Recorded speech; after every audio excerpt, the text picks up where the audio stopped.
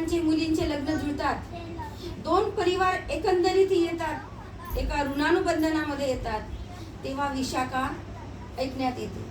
आपण वर्षवासातच विशाखाला ऐकतो, बुद्ध आणि त्यांच्या धम्मातून ऐकतो ना, विहारामध्ये. पण विशाखाचे एवढे कुशल कर्म होते की ती 7 वर्षाची असतानाच धम्माला धारण करते. इकडे श्रावस्तीमध्ये पुण्यवर्धन श्रेष्ठीच्या घरी जन्माला आला. आई नसल्या कारणाने मुलगा वडिलांसोबत वाढू लागला आणि त्याचे वडील श्रेष्ठी त्याला सांभाळू लागले. इकडे विशाखा 7 वर्षाची असताना साकेत नगरी कोणाची नगरी होती? बुद्धांची नगरी होती. सगळ्यात पहिले बुद्धांची नगरी होती. आणि बुद्धाची नगरी असल्यामुळे भगवान बुद्धांची जिथे जिथे धर्म प्रवचने उपदेश सुरू असायचे त्या त्या ठिकाणी विशाखा आपल्या आई वडिलांसोबत जायची. किती उशीर हो, किती रात्र हो, ती धर्म प्रवचन करूनच आपल्या आई वडिलांसोबत घरी जायची.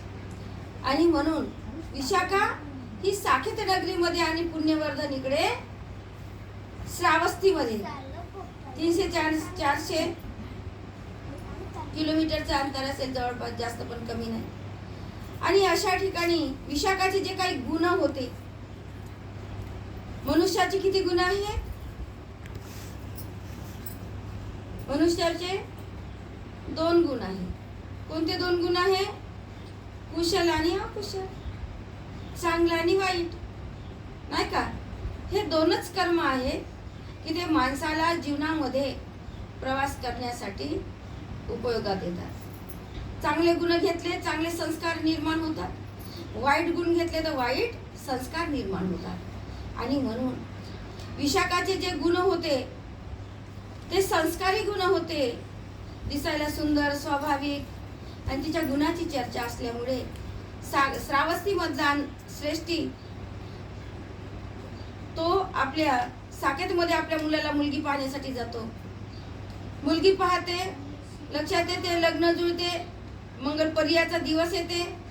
आणि मंगलपर्याचा दिवस आल्यानंतर जेव्हा ती विशाखा सासरी जाते तेव्हा तिचे आई वडील काय म्हणतात तिला, आणि प्रत्येक आई वडिलांनी सांगायला पाहिजे मुलांना, मुलींना, मुलगी येणारी असते किंवा मुलगा आपलाच असते, म्हणून त्यालाही सांगायचं असते की बाबा रे, आता तू एवढ्या जीवनाच्या संसार रूपी सागरामध्ये प्रवास करत आहे, पण आपली जी नौका आहे पत्नी म्हणून येते, तिला प्रेमाने, मैत्रीने, करुणेने सांभाळून घ्यायचं आहे. आणि अशा प्रकारे असाच विशाखाला तिच्या आई वडिलांनी सांगितलेलं आहे. सासरी येते. सासरी आल्यानंतर तिचे जे सासरे असते ते जैन धर्माचे जे साधू असतात, नागडे साधू, त्यांचे उपासक असतात. आणि मैत्री भावना करून, मेत्ता भावना करून ही विशाखा आपल्या तथागत भगवान बुद्धांची उपासिका असते. 7 वर्षात धम्माला धारण करते आणि लग्न झाल्यानंतर आपल्या सासरी येते. सासरी येताना तिची आई तिला सांगते विशाखाची की बाई विशाखा, तुझ्या घरात बाई नाही म्हणून तू तुझ्या सासऱ्याला आई आणि वडिला समान समज. तेच तुझे सासरे वडील आणि तीच तुझी माता आई. म्हणून बुद्ध शासनामध्ये म्हणतात, महामंगल सूत्रामध्ये, माता पितू पठ्ठानं पुत्रदरस संग हो, अनाकुलाच कमलता येतं मंगलम उत्तम. आई वडिलांपासून एक जीव जो उत्पन्न होतो तो हे सुंदर विश्व पाहण्यासाठी येतो, म्हणून त्याचे ते आई वडील पहिले गुरु बनतात. आणि म्हणून आई वडिलाची अशी आयुष्याची शिदोरी असते, ते सरतही नाही आणि उरतही नाही. मुलांच्या सुखात असो दुःखात असो बरोबरीला असते. मुलाला जर वेदना झाल्या त्या आईला जास्त वेदना होतात, पित्याला जास्त वेदना होतात. आणि म्हणून माता पितू नियम पुत्र आयुषा एक पुत्र अनुरखे एवं पि सर्वभूतेषु मानसं भाव अपरिमाण. जो जसं कार्य करतो त्याचे परिणामही तसेच येत असतात, असं बुद्ध शासनामध्ये सुत्ता पठणामध्ये म्हणतात. आणि म्हणून विशाखा सासरी येते. सासरे आल्यानंतर तिचे सासरे म्हणतात की बाई विशाखा, होय बाबा, प्रेमाने कौतुकाने बोलते, उद्या आपल्याकडे 5 साधू लोक जेवणाला येणार आहे. आता विशाखा जशी दिसायला सुंदर असते, तिची स्वाभाविक असते आणि ती इतके गुण घेऊन येते. ते सासरे 10 गुण घेऊन येते ती, आणि 10 गुण घेऊन आल्यानंतर जे चांगले गुण आहे त्याचा स्वीकार करते, बाकी गुणाला सोडून देते. आणि म्हणून म्हणते की उद्या आपल्याकडे 5 मुली भोजनाला येणार आहे. तर ती विशाखा म्हणते होय बाबा. दुसऱ्या दिवशी सकाळी उठून आंघोळ बिंघोळ स्नान आटपून 5-6 लोकांचं 10 लोकांचं ती भोजन तयार करते. स्वतः भोजन तयार केलं आणि साधू आले. तेवढ्यात तिचे सासरे तिला मिगार आवाज देते, श्रेष्ठी. विशाखाबाई पुढे येते, घरातूनच म्हणते, बाबा मला क्षमा करा, मी पुढे येऊ शकत नाही, कारण ते लोक विवस्त्र होते. आणि म्हणून तिने बुद्धाला काशाय वस्त्रामध्ये, संघाला काशाय वस्त्रामध्येच पाहिलेलं होतं. त्याच्यामुळे ती म्हणते मी पुढे येऊ शकत नाही, माफ करा. ती तशी याचना करते जसं आपण याचना करतो ना, ओ कासवंदा मी आर्या किंवा भन्ते द्वारत येणं मैया कतंग सब अपराधं. मैया, मैया म्हणजे आम्ही, कतंग हात जोडून आम्ही काय करतो, तुम्हाला क्षमा याचना करतो की कायावाच्या मनाने जर आमच्यातून काही दोष उत्पन्न झाला असेल तर तुम्ही आम्हाला क्षमा करा. आणि त्यावेळेस विशाखा ती त्या लोकांचं भोजन तयार करते, भोजनाचे पात्र वाढते. तेवढ्यात एक साधू म्हणतो, तुझ्या सुनेला बोलव. पुन्हा तिचे सासरे तिला आवाज देते, बाई विशाखा वंदन करायला या किंवा नमस्कार करायला या. तेवढ्यात ती म्हणते, बाबा मला क्षमा करा, मी पुढे येऊ शकत नाही. तेवढ्यात साधू भरलेल्या भोजनाच्या ताटावरून उठून जातात. तिच्या सासऱ्याला राग येतात. राग, क्रोध, मोह, मत्सर, द्वेष सारे एकच नातेवाईकाचे, एकच भाऊ आहेत ते. आणि म्हणून वैरत्व निर्माण न व्हावं म्हणून विशाखा म्हणते, बाबा मला क्षमा करा, मी पुढे येऊ शकत नाही. आणि तेवढ्यात ते साधू लोक भोजन न करता उठून जातात. उठून गेल्यानंतर तिचे सासरे म्हणतात की विशाखा तू माझ्या गुरुचा अपमान केलेला आहे.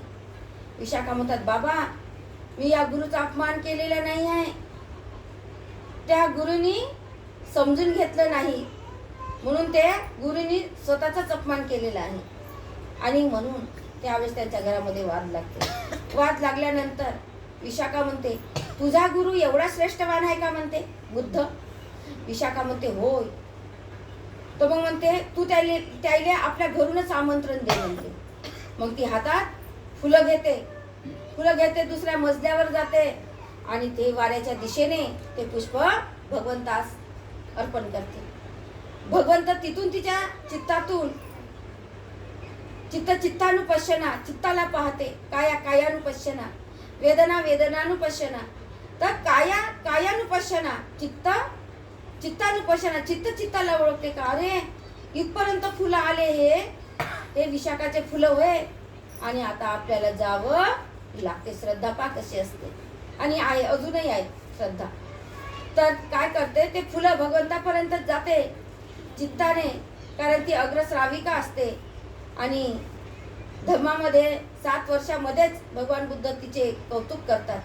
आणि तेव्हा ती काय करते, भगवंताला आमंत्रण करते. आणि खरोखर विशाखा घराच्या बाहेर न निघता 2 दिवसांनी बुद्ध तिच्याकडे भोजनाला येते. भोजनाला येतात आणि भोजनाला आल्यानंतर त्यांचं भोजन होते. विशाखाला उपदेश करतात. त्याआधी आदल्या दिवशी भिक्षू तिच्या दारातून जाते आणि ते पण भोजन मागतात. आणि भोजन मागत असल्यामुळे ती याचना करते. सकाळी उठते, राग द्वेष सारं सोडून देते आणि आपल्या सासऱ्याला गरम गरम जेवण देते. गरम जेवण देत असताना एक भिक्षू येतो आणि म्हणतो, भिक्षाम देई, भिक्षाम देई, भिक्षाम देई.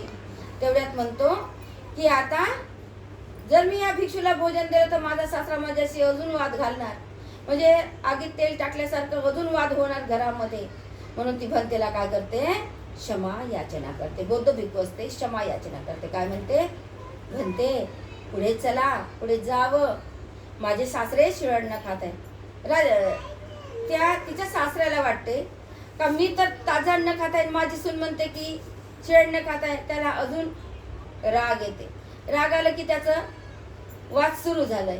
वाद सुरू झाल्यानंतर ती वरती जाते, भगवान बुद्धाला आमंत्रण देते, दोन्ही हातात पुष्प घेते. पुष्प घेतल्यानंतर वर्षाव करते आणि भगवंताला म्हणते, भगवान ही मी श्रद्धेने तुमच्यापर्यंत पुष्प काया वाचा मनाने देत आहे, हे आमंत्रण तुम्ही स्वीकारा. आणि भगवंत म्हणतात की हे जे पुष्प माझ्यापर्यंत आले, भिक्षू संघाला सांगतात हे विशाखाचे पुष्प आहे. आपल्याला तिने भोजनाला आमंत्रित केलेलं आहे.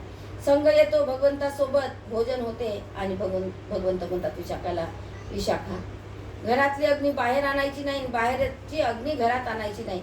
म्हणजे बाहेर जर वाद झाला तर घरापर्यंत पोहोचू द्यायचा नाही, घरात वाद झाला तर बाहेर नाही, बाहेरच्या लोकांपर्यंत पोहोचू द्यायचा नाही.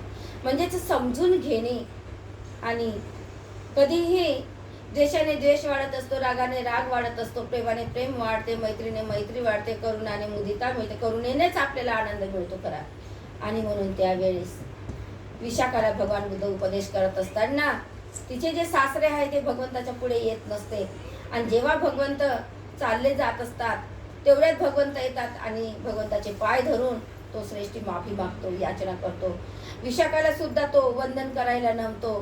तेवढ्यात विशाखा म्हणते, बाबा जेव्हा मी जेव्हा सासरी येत होती आणि तुम्ही जेव्हा ऐकलं तेव्हा माझे आई वडील तेच सांगत होते का बाई 10 गुणातून फक्त तू 2च गुण घेऊन जा.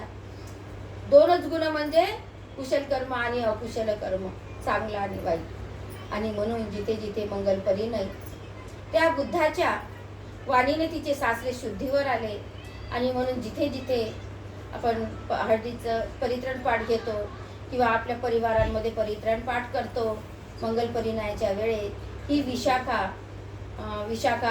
सांगण्यात येते. कारण आपल्याकडे सुद्धा विशाखाच येणार आहे. मुलगी असती आपली विशाखा जाणारी असती. म्हणून विशाखाचा हा सुद्धा जीवन रूपी संसारामध्ये जी नौका आहे एकामेकांच्या दोन्ही परिवारांच्या सहवासामध्ये, तर सांभाळून नेणे हेच उत्तम मंगल आहे. म्हणून आपण म्हणतो सब पाप सकरणं कुशल सौप संपदा सचित परियोदपनं एतन बुद्ध आणि शासन.